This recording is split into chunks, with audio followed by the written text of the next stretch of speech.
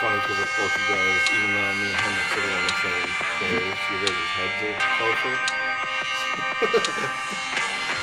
And I feel like I'm sunk in. Yeah. I'm sunk in the thing. Hello, everybody. Hola, good people of the interwebs. Welcome to the Denver Music Gear Podcast, live from Flipside Music in Denver, Colorado. Yeah, we're talking about stuff. Yes. Gear stuff. Yeah, And let music us know. stuff. I mean, looks like audio should be loud enough, but let us know if you guys can hear everything okay. If you need more me in the mic, I don't think you do, but I'm going to put my monitor in. yeah, there you go. Sweet. Changed it up a little bit so there's no table. We're back in the chairs, trying the chair thing. Yeah, since we're just talking this time. We're trying to, changing it up. Yeah. Mix it up a little bit. Make it a little bit more interesting. Yeah. I don't know what that means. You guys can We're see our trying. legs and Yeah, look, see? Got shoes. shoes and the crotchels. Got And my gray bottom. My gray bottoms. Who's in here already? Jacob. Jacob's in there. Oh, he's right here, but he's right. He's We got 5 people going, but He's- they haven't said hello yet. he's right here. I'm sure it's the usual Eric Luttinger, usual yeah. bunch. There we go. Hey, Eric. There's Eric. Usual suspects, of course. Yes. So, what? Oh, jeez. Well, yeah, I was going to say, intro topics before we get to the main one, or Yeah. Is there any intro stuff we need to introduce? anything happening in the greater wide world of music? I don't know. Personally, I've been out of the loop for a little bit, so I'm kind Yeah, I of. think last week I'm really not in the groove of. we were things. kind of talking about Analog Man. Had you actually heard about that? No, what happened? So they were basically just saying, like, if things kind of continue the way they have been, that they might end up closing up relatively soon. But don't they have backlogs of? They do. They're just Of going to King have to of cancel Tones? them. But yeah, because he explained that, like, he's hitting the upper threshold of what people are willing to pay for his products, but they ended up basically spending 300 to 400% more to make those things over the last year. Just the Then costs are outdoing the. Yeah, 'cause- because you do reach a ceiling of. Yeah, because I guess he was saying the main thing that was kind of getting them was this year a lot of the parts that they were needing, they kept having to basically like put them off and then order them, and then the tariff would kick in before they would actually arrive. So there were several times where like they had orders where they ended up having to pay. I think one of them, I think he said, was when it was like at that 140% or whatever with China for a stretch. So it's stuff like that basically he was saying it was kind of untenable. But it was interesting because Jacob and I were kind of talking, like, their market seems to be the most supportive of almost any, when you think of, like, having backlogs of things to make, like, that's a pretty secure place to be. I think the people from that the are- outside perspective. Yeah, I think folks that are like willing to purchase the pedals and wait. They're willing to purchase the pedals at the price, Right. and then they're willing to wait a year Or two. or more for it. Yeah. Yeah, but I mean, at some point, things just get to a cost that you can't make it work. Well, yeah, and I mean, think you're not going to be able to charge Yeah. $1,000 for a pedal. Well, because I'm sure they're battling that whole thing of, like, do you increase your prices but therefore sell less because you'll probably have less people buying them at that higher price, or do you try to basically absorb as much of it as you can, continuing the prices that you have, hopefully continuing the sell-through that you have. But yeah, I mean, that's definitely like a hard thing to balance I think the main thing he was also saying was like the stress of it. The stress of like not knowing how much they're going to pay for things because It's the uncertainty. We've talked about that, like in business, there's nothing guaranteed. There is no certainty in business, but volatility of that we kind do is, we do like consistency. Yeah. And whether that consistency is like, hey, we're seeing a consistent, like, slow increase or slow decrease or whatever that data is, as for businesses, it's like, okay, well, we can work with that because at least we know what's happening. Yes. But when it's here and then there and then there and then there and then there, that becomes well, that's what they were stressful. kind of saying. Yeah, they're like trying to put their budget together. If there's that much volatility in the costs of things, it's just stressful. And yeah, I definitely get that from. I mean, like you said, even from our side of things, that's a lot. But I imagine for them, it's even worse because like if you can't get the stuff, you can't make the stuff. Therefore, you can't sell the stuff. So like everything just grinds to a halt. So. And they go direct too, right? They're only direct. So that's like, some of these companies that do still sell wholesale. Yeah. They're not making the same kind of margin. So that's why you do see some manufacturers just going direct. But I've talked to other people that are manufacturers too, and they've had a similar situation. They're like, we can only go so far before nobody's going to buy our stuff and go to something else, no matter how good the thing is. Yeah, no matter. Yeah, exactly.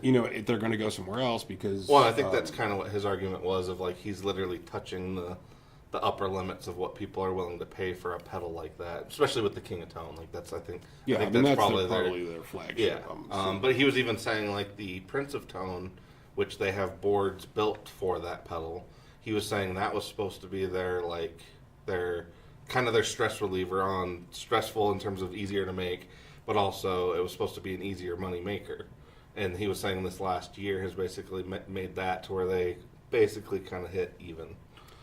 Which is like I imagine that would be equally difficult to stomach of like you literally made this whole other product to provide some kind of relief from another product that you have, only to have that literally just be break even point. So for all that effort you end up and then that also stirs up you start thinking about your production and your processes. Like where can we modify, where can we adjust, where can we make things more efficient, but then the challenge in that is like you can make those adjustments, but sometimes it is radical in that like, oh great, really does move the needle. There's other times it only moves it's marginal. But then what happens is then you get in the psychological side of shit too, where you're like, I'm putting all this work in for hardly anything. Yeah, and that's where he was. I don't know. That's a technical term. Well, no, but that was if anybody needs me to explain that. That was pretty much where he landed with it. Was like it was supposed to be a stress reliever, right? And then it ended up basically just being more work for nothing. This year, or at least 2025 is the year he was kind of talking about. So, but yeah, no, it was definitely interesting to see from. Because obviously we're familiar with how everything's been going with like Earthquaker, but it was interesting to see it from a small, because I mean I think as far as I understand, analog bands are only like 8 to 10 people, if that. So I don't think it's a big operation. A lot of these operations aren't very. Yeah, they're all less than 20 people. They're all small businesses. I mean, they're the ones, that major swings and stuff, you get crushed. Yeah. I mean, you can't absorb some stuff like, Walmart or Amazon or even, for us, like Shite Water and GC and AMS and stuff like that. I mean, those companies they have different things that they do to make things work, whereas as you get to a smaller level, it does become limited options and challenging. It becomes incredibly challenging too. Well, and to your point of like, they can only raise the price so much. These are luxury items. Yes, exactly. Nobody needs this. Nobody needs this. I mean, we do for our mental health. But yes. Well, yeah.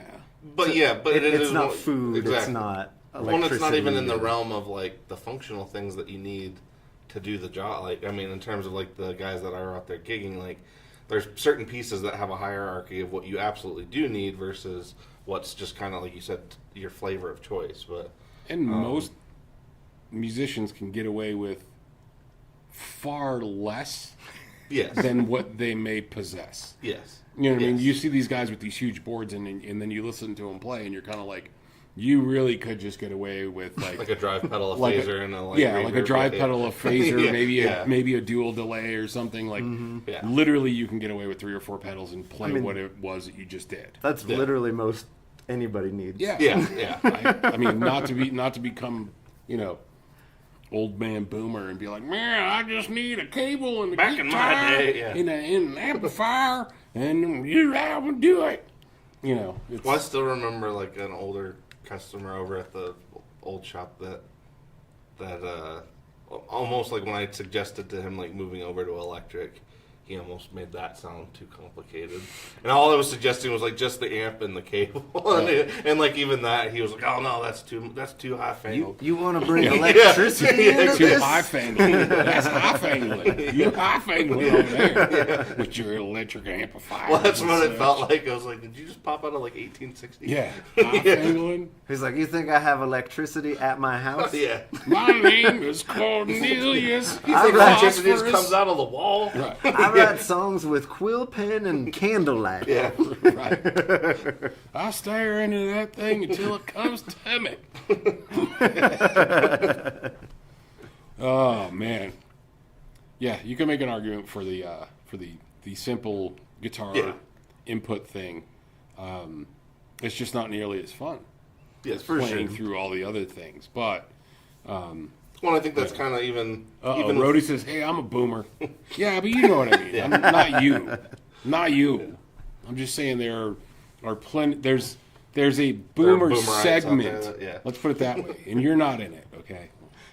But there is a boomer segment. Well, Roddy watches Maris Monday now, so yeah, he's a little more. But there is a segment of people that are just like, "Meh," well, I see it in the forums all the time. Yeah. You know, and they're like, "Man, you just need to plug into a good valve tube amplifier and have all that tone in your fingers, man." I mean, they're not Okay, wrong. Okay. They're not That's wrong. they're There is not validity wrong. to both, yeah. They're not wrong. There are plenty of guys that can do that job. But But do I But it's enjoy fun. getting lost in the lush, vast reverbness of a Mercury I'm sure. X It's or like an a- afterneath or a it's like a bathing portal. or Like It is. a vortex portal. Like a Sonic, yeah. Oh, that's a cool thing they got in Call of Duty. If you guys don't, if you play in Warzone, there's like this portal you can go in now, and so it's like this vortex that just exists in a space, and so you're like vortex, and then it flies you off into another part of the map. Pretty cool. That sounds anyway, pretty rad. That's for anybody that plays Warzone. But see, that's where you need like a Mercury X to make those like vortexy type right, Yes. sounds. That's how you send your music through a portal. Well, see, that would be Yes. all right if you could actually do that. Like if you guys could. I'm convinced that You maybe need us one to of make these. a portal? No, what I'm saying is, I think We've gotten pretty damn close. I'm fairly There was convinced. one day, yeah. Yeah, I'm fairly convinced that one of these days I'm gonna log into the camera and there's gonna be a vortex there, and it's just gonna be Gordo. That are like the wall it's just of gonna the- be Gordo's arm outside of the thing going like this, and trying to pull It'll the be next just one. like Join Stranger us. Things. It'll just be this like rip going through the wall. Yeah, I figure it's gonna be there. It Yeah. won't be on this side because you guys are you're projecting there, so I figure that's where it'll. We can do that. Can we do that? Coalesce? Figure out? Can we do a green screen and figure out how to do that? Well, And that could be part of the. I made a portal one night. I can do it again. Okay. Yeah. Where'd you go? You're like 7-Eleven. Taquitos are on 2 for 1. Taquitos 2 for 1. I don't know what to tell you. I went to White Castle because we don't have those. I would portal to a White Castle right now. Right now. I Didn't want you some just chicken eat a rings. burger? Don't worry about what I did. Don't worry about what I'm doing. But I want some chicken rings and some sliders and maybe even some fried calamari. Fried calamari strip. I've never been there. It's basically just fried rubber with breading. It's really just, I think they just took the rubber bands off all the produce and just breaded it and then put it in a fryer. So like, yeah, calamari. You don't know what it is. Yeah. But I could go for a slider. I haven't had a White Castle in quite a while. I've only ever had them in the microwave or Oh, on yeah. the It's stove. not- And I've Which- always heard. but it that's is my not- like. Yeah. It is I've not had a the taste. same. Yeah. I've had a taste, so It I is want them. not the I same want Mecca. experience. I gotta go. It is not the same experience than to actually physically be at the White Castle. And it depends on where the White Castle is located as to what type of entertainment they're Providing. Yeah. in that location. And it's not scheduled entertainment. Is it like, just what- what Not it paid is? for. Yeah. Is it like Waffle House Yes. entertainment? Yeah. Indeed, it is. Still need that shirt. Yeah, there is also. The Which Nietzsche, one? the Nietzsche shirt that says Denny's is just Waffle House for people who don't know how to fight. I really want that T-shirt. Oh, that's awesome. Yeah. Well, because it's funny because like some of the only times I've actually seen fights in public have been at Waffle Houses. Waffle House. Yeah. Yeah, you got to. Because like when we lived in Arkansas, I remember going with Uncle Steve to like see the or we were going to to Denny's. We were going to the fight. Well, no, Yeah. no, we were going to a few things, but yeah, he was wanting to like see his friend that was like already over there, and we were on because he used to basically just do like drawings and stuff at the Denny's. And I remember, like, we go over there, and within, like, 5 minutes, yeah, some dude's getting in a fight with, like, these two biker dudes in the middle of the Waffle House. Is it the video I've seen where the stool is flying through the air and the lady just, like, reaches up and grabs it at the Waffle House? Yeah. Yeah, I mean, I obviously I hate a lot of the AI-generated stuff, but one of the funnier ones that James sent me a while back was, like, a training video for Waffle House. But it is like that where they're like doing like kung fu drills and like catching chairs and spatulas and stuff. Sounds about right. Yeah. Yeah, depending on the White Castle you go to, will depend on what show you're going to get. The one we used to go to on Long Island was always an interesting. There's one near Eisenhower Park, and that one was okay. Then we used to go to, what was the other one? It was shit, I forget where it was. They're more. But it was more towards like. I would say they're just an East Coast kind of thing, aren't they? The closest one to here is St. Louis. Oh, okay. I know, because when I drive home. Yeah, because I was the last time I drove home, I was like, I saw the White Castle sign, and I was like, I should stop. I should definitely stop. And then I was like, but I was like making good time, and I'm like, it's way kind of out of the way because of the way I went home last time, and I just didn't go. But I'm like, I should have, because it's been a while. Although you walk in, I mean, it's literally they're just steaming meat with onion water, and it's just delicious. But it's and you're like, this can't be really very good for me, but it's great, and it was great when you're sounds weird. It's a when weird, you're late weird night. description. Yeah, when it's that's what it is. Steaming meat with onion. Well, I know I get it. What are their fries like? Shit, it's been a while since Are they kind of like In-N-Out where they're just No, I think fine? they're more crinkle cut if I remember. Right. Oh, they're It's been- crinkle cut. yeah. I love a good crinkle cut. Well, and that's the thing. They get 'cause- more fried up. Well, I was gonna say crinkle cuts are different because like crinkle cuts when they get kind of crispy on the outside but still soft on the inside. That's when they're the good. best. The best. Crinkle ones where they get rubbery. Those ones I don't like. No. I don't like a floppy fry. I don't mind a floppy fry as long as it's like not a crinkled floppy fry.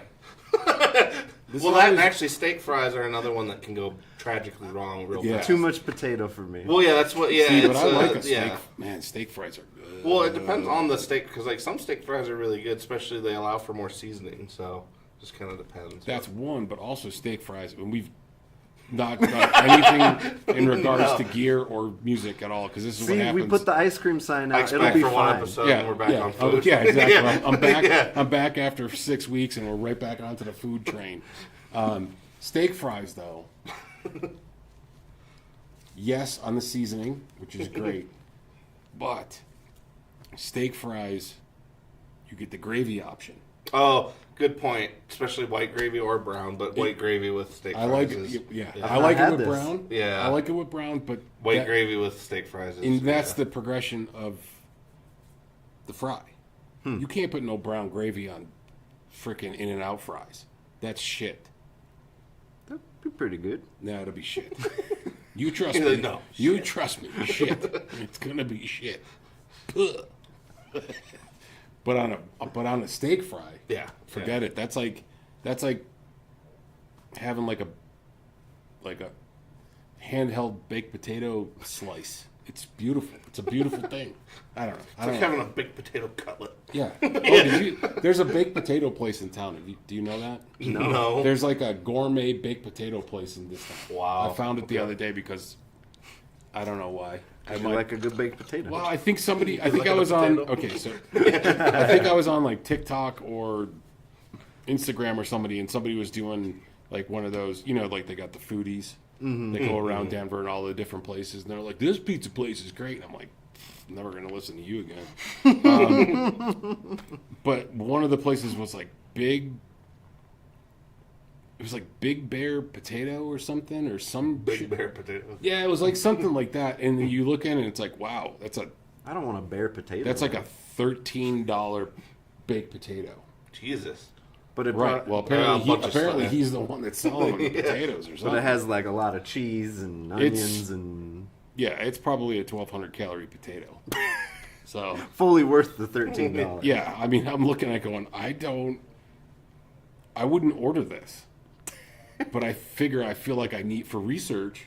Oh, definitely.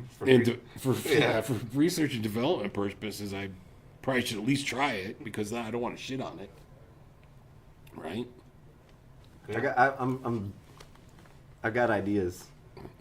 We're gonna start a potato There's company. only so much you can do with that. No, it though. goes And with your truck, but Oh, we're doing potato Well, truck. because even like No. the bigger like On a potatoes, roll. you'd have to do russets for the most part. I mean, what's I got another an idea. Though. what's another substantial sized potato variety?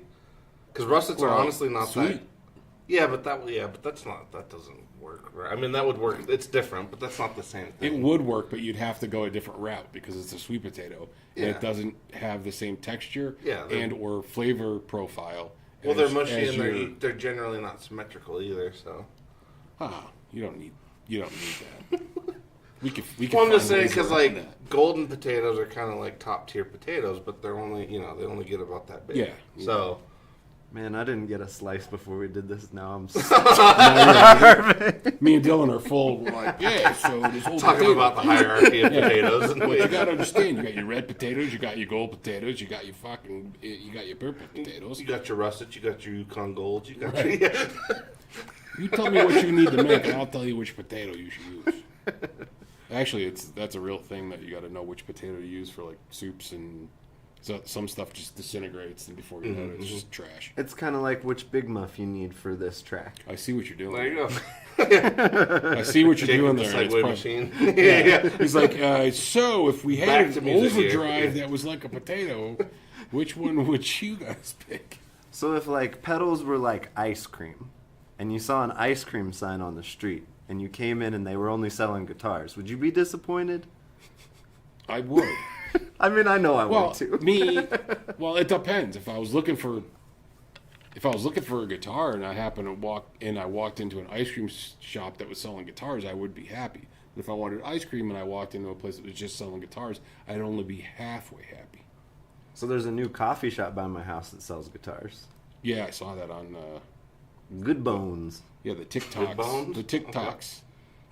Yeah, I saw before they opened, they were looking to they were trying to buy used gear and stuff. I'm like, okay. Yeah, it's like, cool. Okay. It's not a bad idea. I'm like, Yeah, there's Diversify. that wine shop place too that the dude's doing the same thing. She's trading cheese? Exactly. Oh, yeah. you said wine. Yeah, no, but yeah, wine, cheese, and guitar. Yeah, it's just like Charcuterie. Yeah, that feels about right. Yeah. Yeah, yeah. I got a new place opening up, charcuterie and amps. It's by weight. Yeah. Well, I mean, it's Yeah, not a that's- bad idea I mean, until we somebody. talked about putting salami on your neck. Oh, we did. We did that's the Neil Schoen thing. So we could sell salami and F1 oil. The Neil Schoen kit. Right next to each signature other. We just guitar open up, kit. just have a kitchen in the back, and it's like, what's Ike doing? He's making the salami for next week. We gotta let this shit dry out for 6 weeks before we can Neil sell it. Schoen's coming Before to we town. can put it on your neck. Yeah. Yeah. On your fretboard. Ike does a 3-day curing period before he wipes it on your neck. See, this was my I get question nervous about the that. coffee stuff, though. Is The he- coffee stuff is where I get nervous. I really hope Neil is using like artisanal made. Also needs to Salami. be disposable though, so because he's not going to eat it. So But I- he's how do you know- so well how do you healed. know? But he's so well healed. Does it matter? But how do you know he's not going to eat it? It is his strings. And if they use it is his gloves meat. to ripe healed, if this is the meat. yeah, he keeps rubbing his meat my on meat. his strings. But I'm just saying, if he uses if it's his strings, I mean, maybe he just goes, I gotta get this all slicked up, and then maybe have a little sandwich before I go on. Little snack. Before we go separate ways. So does Neil Schoen have a? Nice. Because I can't say I really ever paid attention. Does he have a signature move that nobody's been able to figure out? Because that's probably when he's sneaking a slice. It could be he might have. Exactly. Yeah. We should call. He's like Does Pete anybody? Townsend it, and then You'll know because he'll get a little smirk. He's like, delicious. Yeah. We It's should. not his check- tongue sticking out. It's just like a piece of salami. We might have to look through some old footage Yeah. and see if there's any indication of Salami action. Well, I mean, maybe that's the thing. He does the old salam. Well, yeah, because Jacob and I were talking about what if you did it in like a deodorant bottle, and then the top, like the lid, would slice it. So like you wipe it on there, and then when you close it, it just slices off a little chunk. Then you got, now you got fresh salam. Yeah, you got fresh salami. I think that would be grease better for like more like a pepperoni, because it's smaller. Because the salami's like that. Or Yeah. you could go like supersata. That's a little bit more wider. That would actually be a smarter move. There you go. That's what I would do. Neil, you Oh, call me, baby. You know, he probably You call picked me, Bubby. salami I'll figure because it that's out. his snack of choice. Could be. He was just, Maybe like, it was snacking on it was salami one day, and he's like, "Hey, oh, this is pretty nice." Yeah. It was a Maybe it was snack, the slicker string. Didn't wash his hands, and he's just like, "This is pretty great." maybe it was the lack of craft services that brought him to the salam. Yeah, You know? I bet they. No, I've worked journey shows. There's Good always craft services, Yeah, Okay. okay. quality. Quality. Quality. It's quality craft services. Speaking of craft services, what's the Yeah. best craft services you guys have ever had? Dave Matthews Band 2004. For me. Nothing, nowhere, never. I'm just kidding. Nothing even comes close. It's one of the best meals I've ever had. Period. I don't know on craft services. I mean, I've never been at a spot that was substantial food. Enough to. I mean, I've been to warrant- like catering, hundreds of catering. Well, I was gonna say, gigs 'cause you because did I cater, worked yeah, them yeah. because I've worked That's a them for little different. years, and some really good spots. But I don't know for any place that I was doing a thing at that was like anything spectacular that really stands out. It's one of the things I miss most from that job. Craft service. Hey man, there's nothing wrong with free food. I do like And me it's some free food. delicious. That's why I used to love doing the catering thing, because you do the job gets done, and there's certain stuff that's just like it's either going to get thrown away or given away. I mean, I remember times like what I would do is like on the way back to the catering company because I knew we were going to have to get rid of the stuff, drop it off at like a homeless, mission or something like that. Because it's like, hey, there's 10 pizzas here. Yeah, I mean, it's foolish for us to throw these in the dumpster. yeah. You know, it's like, here, you guys just heat them up and feed whoever you can. Or there was times where we just drove to the place and opened the door and been like, here you go. Here's a plate. Here's a plate. Here's a plate. Here, take this shit. You know, because it's like at least we're helping people. Yeah. But yeah. So all right, we should be talking about All right, yeah, back to like the pedal real stuff subject. because now so- we're like 40 minutes in after food. We're half We hour should in. just change this to the Denver food stuff. Food and gear. Food and food music. and gear podcast because we may talk about. Well, I was gonna say nobody ever said podcast had to be focused because half the time when I listen to the shit people talk about, it's like it has nothing to do with the main with the subject. well, but I mean we are trying to be gear centric. well, I mean, not for food the is podcast. important. Yeah, yeah. Food is important. Food is very important. So, all right. So, what was the? We're talking about songs that inspired gear purchases. So Yeah, did you ever music hear? that. Yeah, did you ever hear part of a song or an album where you heard something and you had to have that sound? Not necessarily to sound like that person. That we can get into that too, but more so, did you ever hear a sound on an album and be like, "I gotta have that sound"? So yeah, there's probably a couple things. And then something that you like went out and got, right? Yeah, I prefer because it doesn't even have to be the exact thing. It just has to be the thing that you maybe got. Close enough. Yeah, as trying to get to that sound or whatever it might be. So, like one would probably be Tube Screamer because of like blues players and Stevie Ray Vaughan, and I was like, oh, that's what he uses. So, And that honestly might count for all three of us. The Yeah, tube screamer. Because I think all three of us have had them, and none of us personally sought them out. You know what I mean? None of us got into it and been like, "Oh, I need that one." It was more like that was the one that was kind of recommended. That's what I kept Yeah. reading. Yeah, everyone exactly. And that was the using. same. Yeah, That yeah. was the same way for me. Of like every time I would ask somebody, "Oh, what's an overdrive that I need?" It was always everybody's just always like Tube Screamer. Tube So- Screamer. And I bought 4 of them and never liked a single one of yeah, them. yeah. Which ones did you get? Like the I got a 808 Sparkle or Drive. Oh, okay. TS9? I got a Sparkle Drive. Which that one's from kind of Voodoo seeing a Lab, resurgence. Which was Yeah. my favorite because Yeah. it had the clean blend. That's good. Actually, yeah. it's a That is really a good good one. pedal. And then I got the TS9, the tone lock one. Oh, Doug's gonna get one. And I liked the hot version of that one. It had a hot switch. Mm-hmm. Well, and yeah, honestly, for me, what's funny about Tube Screamers is almost like the further that somebody mods it away from the original thing, the happier I seem to be with it. Well, I don't think any of us are Tube Screamer. Well, because to me, like Stevie People. Ray, yeah, but Stevie No. Ray, and I think for you You're the too, closest. yeah. I'm the Probably. closest One to, I was gonna to say. it. But every time I go, I think, because I'll see a thing and go, he's playing Tube Screamer. That's a Tube Screamer. Maybe I got to revisit that. And we probably will revisit it once we get the Ibanez pedals in, which is going to happen. Yeah. I'll revisit, but I always kind of like, out of it, I like the 808 over the TS9. But I remember when I first got one, I was like, this doesn't sound like Stevie Ray Vaughan at all. And then that was and what then I it was was like, gonna well, say, I also yeah. don't have the amp, but then I also couldn't play anywhere near close to him, even though I had a You're not strap. hammering the Well, to me guitar though, the way like the he Tube is. Screamer is like the definitive pedal for that experience of buying something because you know somebody in particular used it. In this case, Stevie. I think a lot of people. I would imagine.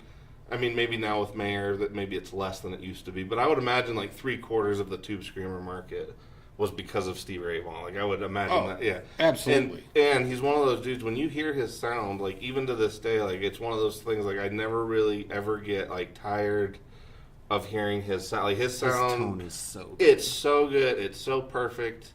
It's almost impossibly perfect. But it's so him. It is. It is. And that's the thing, the 'cause thing is, I didn't And it's understand the that. sum of all the parts. Well, and I didn't Right, understand yeah. like when I got my Tube Screamer, like, I didn't understand how much it was really just him because he's not really using that much drive from it.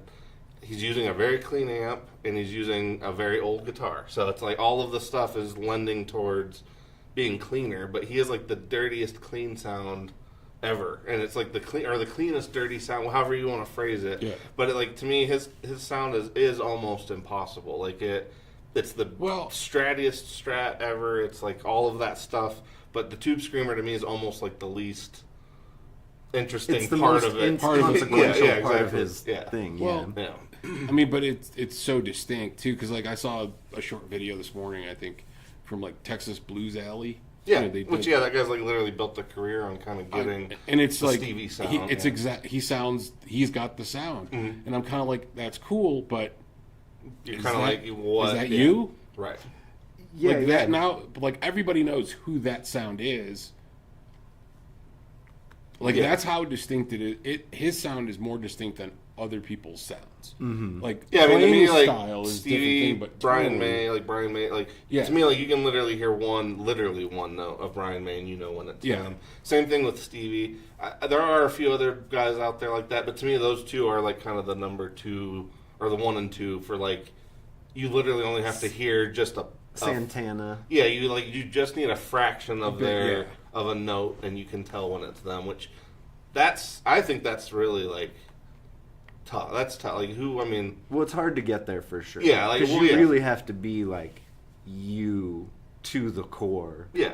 to like. Well, and like a lot of even their gear did change over the years, but at the end of the day, same thing. I'd say Iommi, but I'm obviously a huge Sabbath fan, but Iommi's another one. Like I can literally hear his like one note of his vibrato, and I know when it's him versus anybody else. I mean, BB King would yeah, be yeah. another one that's very distinct, but he's more, much more on the cleaner side.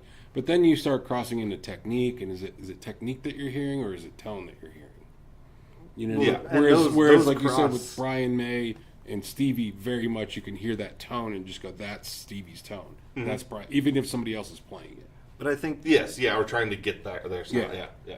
I think what you said though, like technique and tone go way more hand in hand than people maybe give credence to. Well, yeah, it's like, well, I can buy this amp, but if your technique isn't Yeah, you're not going there. to sound. You're not going to. Well, Yeah. it's the whole Eddie Van Halen, Uncle Ted story. Well, yeah. Uncle Ted. Ted Nugent, Oh, where he plugged into Eddie's rig, and everybody's like, "Yeah, you still sound like you." oh yeah. Yeah. It's like you sound nothing like Eddie Van Halen. Well, it was which even is great. yeah, it was like I think when Metallica was doing, I can't remember which album, but they basically went back and listened to like some of their original recordings from like Master of Puppets, and they were kind of trying to get that sound back. And James said, I think they ended up going, it was like a 2-week process where they tried to literally get all of the original pieces back. They got all the shit all in the same, more or less the same configuration. He tried it, and it still didn't sound like he did when he recorded it back in like 85 or 86. And so to me, it is one of those things of like the most minute things can change, not the whole thing, but it can kind of render all the, like, we kind of fixate on all those little things, but at the end of the day, it's like, even if you have all of the same ingredients, and even if you're the original guy that did it, you might not even be able to get that same exact sound. Yeah, so it's like that part of it, and I mean, I think we've had that discussion before of like a lot of guitar players, you might start off tone chasing based on other people's sounds, but eventually you kind of land. You kind of find yourself, because I mean, for me, like I said, I went from Tube Screamer, then I went to Blues Driver. Yeah. Which is different, and then wildly different. Even though a lot of people I think of them as being close. I think and they're really not. I think the SD1 is more closer related to the SD1 is more closer related to the to a Tune Screamer than a Blues Driver. Yeah. But I mean, it kind of went to that, and then from there it went to other overdrives, and like right now I got the Sweet Honey overdrive, but I've been playing some other shit I got at the house. I mean, even another great pedal that would fit into that would be like a Rat. Mm-hmm. You know, I remember watching this one dude play. It was a blues show, Dinosaur Barbecue in Rochester. I don't know. Who the fuck knows when the date was. But the dude walked in with a Blues Deluxe, or a Deluxe Reverb. He had a Strat. No. He had a Blues Deluxe. Deluxe Reverb. Deluxe Reverb. A Les Paul, a Rat, and a Cable. Mm-hmm. And literally that was it. He played the whole show like that, and the dude ripped it. And it was rock and roll and blues. And and it was great just the way, So, a Rat can do the thing too. Well, that's one actually I remember when I first was getting into pedals, the Rat was another one where like people kept telling me, "Oh, if you like this guy, you got to get a Rat, or you like that guy, you got to get a Rat."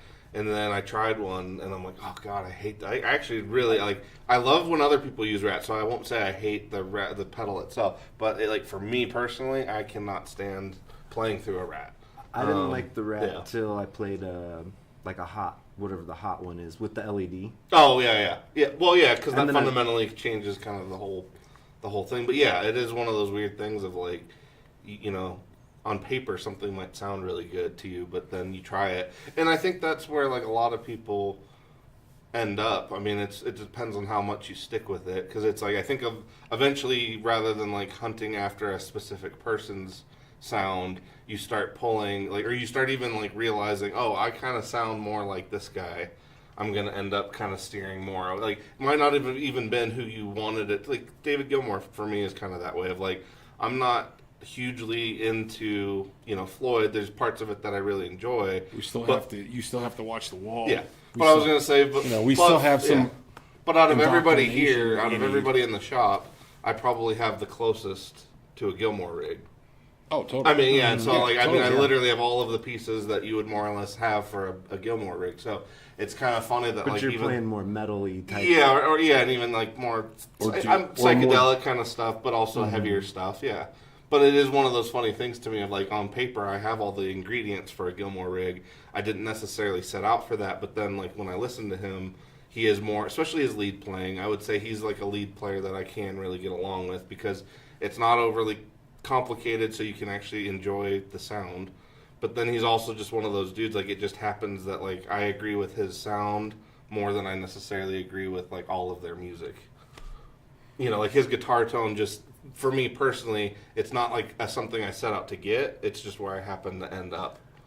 That's sort of I didn't end up with the same gear, but I sound the most of all the guitarists that are out there. I feel like I'm the most like Gilmour, even though I grew up on Stevie Ray Vaughan, and all these other BB King and Eric Clapton. It's like, that's what I was going for.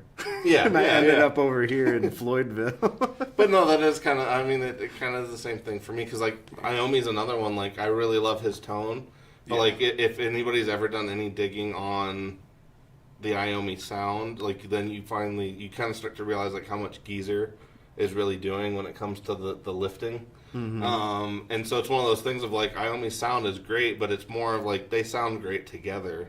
It's not just it's Iommi more on of his a own. some of the parts. Exactly, and that was something again. Like when I first was getting into gear and that stuff, I did not understand that part at all. That like if you have a bass player that knows really what they're doing and they're perfectly kind of there for you, that sound is just so much thicker than you'd ever get a guitar to sound on its own. So Rage Against the Machine was a band like that for me. I was like, man, this guitar tone is so heavy and awesome. And it's like, no, he's playing this thin wee dee dee dee. Yeah. The And bass Tim player's kinda Comerford doing- is like holding down the fort. yeah, but no, it's like it is one of those things. I think the more you dig into that stuff, you start kind of uncovering a lot of the mystique and a lot of the studio stuff, and then you kind of finally. You just got to end up being your.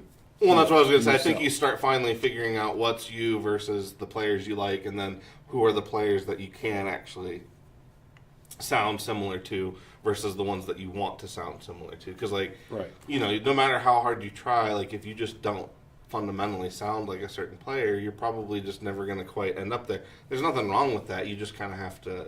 Well, like I love Billy Gibbons' tone.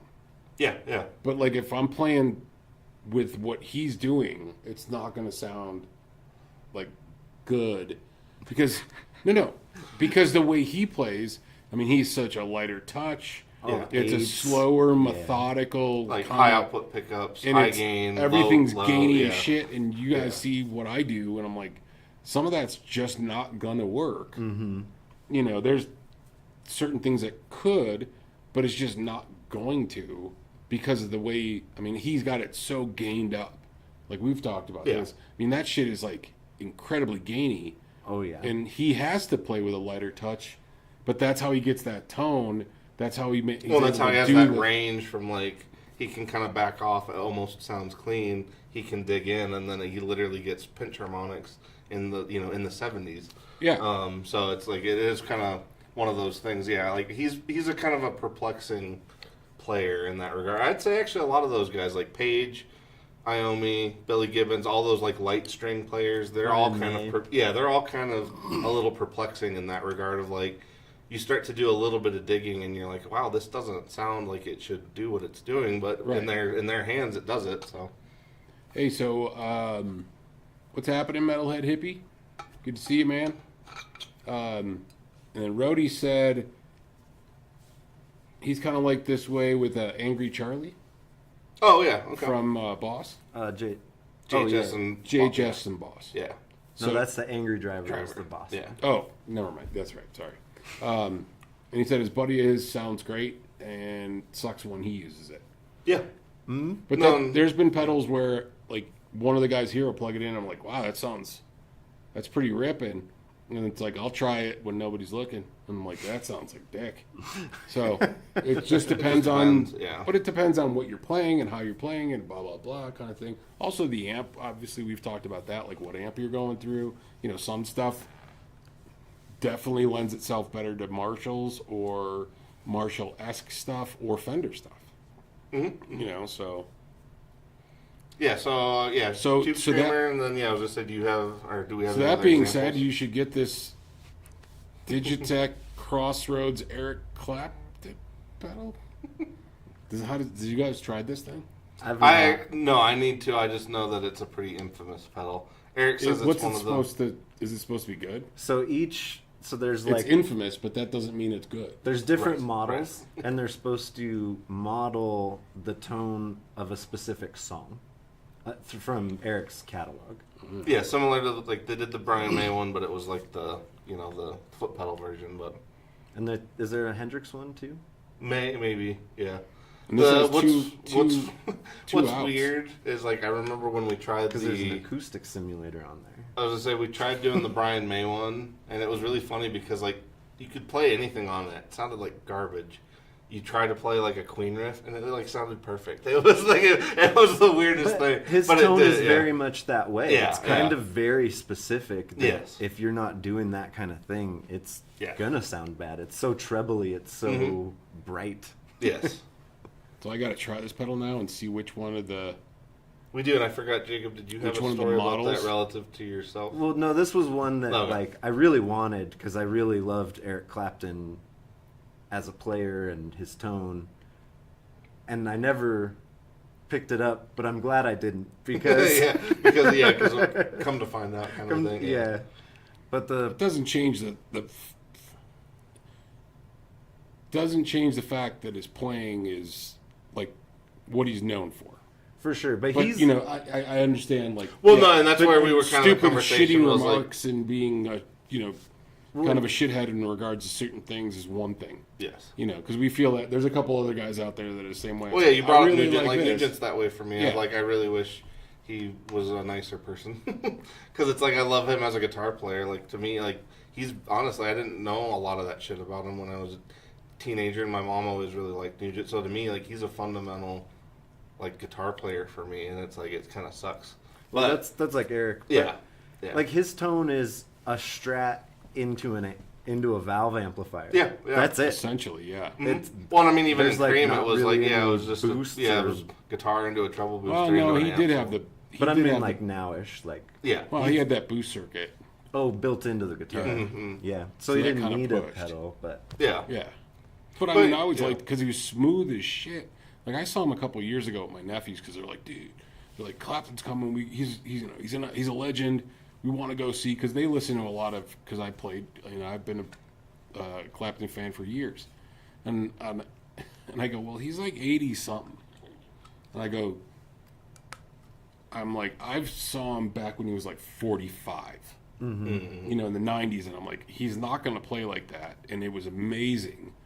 And I go, but I get it. You guys want to go because it's a legendary thing. Yeah. And he just couldn't do what he used to do. Because if you listen to any of the old stuff, like if you listen to 24 Nights, like that live, I mean, his playing is so smooth. That's why they called him slow hand. I mean, it was so smooth and effortless.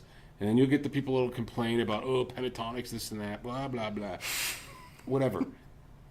But he's Well, he's he was a Eric master Clapton, of that like, it's shit. like, yeah, it was It's just, like listen yeah, to I the mean, he listen is a to the legend. solo of Hard Times on 24 Nights, and you tell me how shitty of a solo that is, and then you show me how you play it. But we went to the show, and he just couldn't do the things Yeah. that he used to do. Because I'm watching there, going, yeah, it's the thing, but it wasn't as powerful as it was, 30 Yes. years ago. Yeah. Anyway, that's the Eric Clapton pedal. So. Yeah. Other pedals that have. So yeah, did you have anything else that you can other than the Tube Screamer, which kind of kicked us Well, off? the Rat was Rat. another one. And then I forgot, Jacob. Did you have one more? yeah. Oh, So I ended up with a DL4 that's right. Yeah. because of Howie Day, and a lot of people may not know Howie Day, but he's worth looking up. I would say look him up on YouTube from his like looping days because he was a master looper. He had full control over that piece of gear, and it was one of those things where it was like I got it, and I was like, oh wow, he's a wizard. I'm not a wizard. This is going to be very hard, and because looping is Yeah, it's a real skill. that's for Yeah, sure, you gotta. It's a whole nother thing. No, the And guys that he's can do in- that and do it effortless, or it's seemingly effortless, but and he's got two boards. He's got a vocal board and a guitar board, and he's doing beats Doing on the both, guitar and like bass lines, and he does the full thing, and The beats on the guitar thing it's amazing. drives me crazy. But he's like a master at it. yeah. But there's a lot of people that do it really well. I don't know. There's something about the shit that drives me nuts. I don't know why that is. Because he's not doing it the whole time. It's Well, like it's the you people know, that he makes just a enough part to of give it, them a makes rhythm to loop, play off of. Yeah, and that's then- fine. I could digest that. It's the people that are like, hey, I got a whole drum kit on my, Yeah, and I don't know. I don't know. but That's Howie's just me, though. Howie's I don't know. definitely worth checking out. The Ghost EP, or there's like a live Ghost thing on YouTube. It's incredible. You're like, he has to be using samples. It's it's so tight. It's so good. I'm saying hello to Amanda. No. And Hello. and through the years, I ended up becoming friends with Howie, which was pretty awesome. He signed Yeah. my DL4. Nice. And that's actually Yeah. something that is cool about today's era of guitar playing versus like the 80s and 90s, or even earlier. like the chances that you can actually like talk to the person that inspired you is pretty high now. Yeah. Like it's not that hard to do. Probably Yeah. better than it was. Yeah. Oh yeah. You oh weren't- yeah. Like you you had weren't gonna no t- way to reach some of these people back in the day. You weren't going to talk Yeah. to George Lynch. Right. Well, even In the obscure guys, like 1988. even the guys that weren't super famous, like you just had no means of figuring out how to get a hold of them other than like writing a letter and hoping for a reply. Most of those dudes had no interest in that. But yeah, that part of it, because like to me, That's that's because they were drunk and doing cocaine. well, yes, or just didn't want to. But to me, like that is an interesting thing that has kind of changed because even with like a lot of the dudes that Goots kind of likes, like they're all a little smaller, but they're all people he can literally like send a text message to now and like just ask them, you know, what they used on whatever it was, you know, whatever he's interested in, and like that's something you never had, you know, those options for before. But yeah, I would say. I did that. Oh, go ahead. That's such a new thing that it didn't even dawn on me that I could like DM these people Yeah, and be that's like, right, yeah, "Yo, what was yeah. that phaser you used on?" yeah. There's been times we've talked to customers and they're just like, yeah, I just reached out to Joey Landreth and asked him what did he use, and he got back to me. And somebody was telling me like they reached out to like Ola Ungland about something about a song or something, and he responded and be like, yeah, this is how I do it. Yeah. And he's like, that was craziest thing that he actually got back to me. I'm like, well, but I mean, we live in a different era.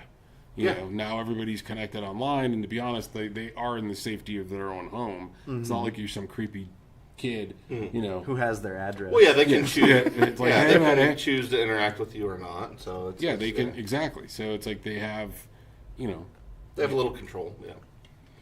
But yeah, no, I think to me like that's a very very interesting piece of that. Because like you know, for me at least, when I was first getting into certain players, trying to investigate certain pieces of gear, kind of like you said earlier, like you didn't always know if somebody was bullshitting or not. Like you didn't Right. always know, Oh. like if it was an older recording or an older interview, you never really knew. Like sometimes they didn't even know what the hell they were talking about. They could have And, forgotten. Yeah, and then yeah, didn't know in the first. yeah, and then two, yeah, it might be one of those things where they literally just put out a red herring just to try to send people off on something, and then you know they never Wild actually goose used. chase. Yeah, because like I mean, Eddie Van Halen was, you know, now everybody knows. Nobody knew for quite a long time, but now everybody knows. You know, he was kind of famous for basically sending people down rabbit holes that he never went down. And so to me, like that was always kind of a hard part of it, but at the same time, it was interesting when I would investigate because like I've got a pretty good Treble Booster collection at this point. But the way that initially started was I kept sort of circling around Treble Boosters, but not ever like buying one. And then I started looking into different players, and I'm like, oh well, Iommi used one, Brian May used one, Clapton used one, Isaiah Mitchell from Earthless uses one, and it was like all these players that I really really love. They were all kind of using a similar boost, and so then I was like, oh well, I've got to have one. And then luckily that did actually turn out to be my favorite boost. So like that one actually worked out versus my Tube Screamer story, which like I said was kind of a similar thing that you guys had where I got it and like just could not get along with it. Like shite. Yeah. But yeah, like for me, like Treble Boosters were one of those ones where like it kind of, and actually Treble Boosters kind of opened the door to fuzz for me because I was like, well, if Treble Boosters have this much of a difference in how they respond because of the parts, then what's this going to be like with fuzzes? And a treble booster into a fuzz is Yeah, is like the perfect it's combo. like a delicious sandwich. Yeah. And then yeah, my only other one, I guess, since we're Delicious. closing in on time, I ended up getting the Deco kind of as a result of, if anybody wants to look up, it's the middle section of the rocker from Thin Lizzy, and like it just has, to me, and it's still one of those things, like it's the most perfect flange tone like ever recorded, I think. Flange tone. But I didn't. That was another one where like I started digging. Didn't really know at the time that flange pedals didn't even exist when they recorded that. So then I had to look up obviously how they ended up achieving How'd they the effect in the first place. tape? Yeah, like and they literally lean on used the- tape decks. Yeah, and so that's essentially what the Deco does. Exactly that is that it simulates having a reference deck and then a separate deck so you can do the lag. So you can kind of get chorus, delay, and flange out of it. But it's the only one that really responds more like an actual tape delay. Because like if you listen specifically to that part of that song, you'll hear it, and it doesn't have any of that like because I kind of hate the aeroplane, like the airplane sound, you know, that you kind of get with some planes, that real tinny kind of metallic sound. I really hate that. Whereas the Deco like does not do that at all. So like if you're into more old school like pre pedal flanging, then yeah, the Deco is definitely, funny enough, it's a pedal, but yeah, if you're more into that sound specifically, that's about the only one I've ever found that actually did it. You can get it out of like the LVX and the Enzo and all that stuff, but you got to do a little more work. This one, like just right out of the gate, does a perfect flange. So, Yeah.